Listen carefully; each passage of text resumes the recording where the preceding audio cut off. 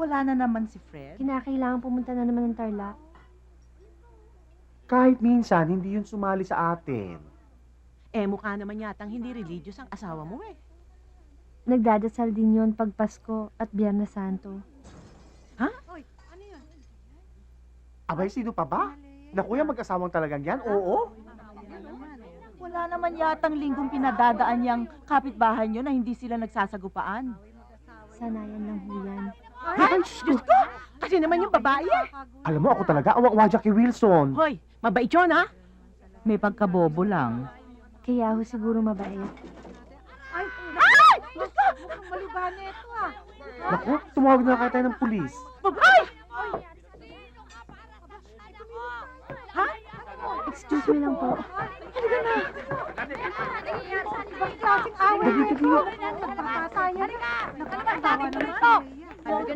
Hayop ka, manigas ka, ulol! Putangin ang buhay to! Hayop! Ano ba, Leia? Sinaktan ako ng putang ng lalaking yan eh! Sinabak ako! Diyos ko po, pwede bang huwag kayong gumawa ng skandalo rito? Mrs. Castro, galangin mo naman mga kapitbahay mo. Pare-pareho lang tayo umihi tumatay kahit huwag kayong magmamali na sa akin, mga putangin na nyo rin, ha? Naku, matakot ka sa Diyos! Matakot ka sa Diyos! Naku po. Ay, sis Mario, sabi ko, ayan na, liberal! Bakit, ha? Babarilin mo ako? Lea, please lang. Pumasok ka na sa loob. Di ba, Wilson? Ipinagyayabang mo naman sa mga taga dito na kayang-kaya mo ako?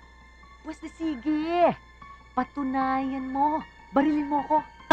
Leia, tumigil ka na! Sige nga, ipakita mo nga sa mga taga dito at sa akin na may bayag ka! Barilin mo ako! Patayin mo ako sa harapan nila, putangin na mo ka! Hindot ka? Ha? Ano? Pumputok ka ng baril na yan? Sige na, barilin mo! Sige! Barilin mo ako, patayin mo ako sa harapan nila!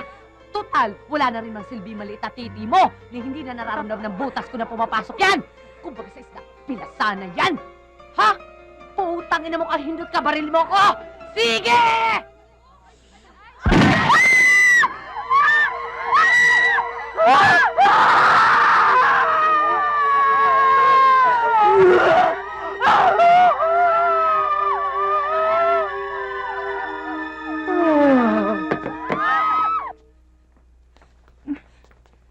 Ate, tubig ho.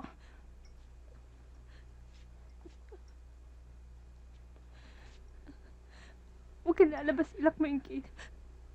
Opo.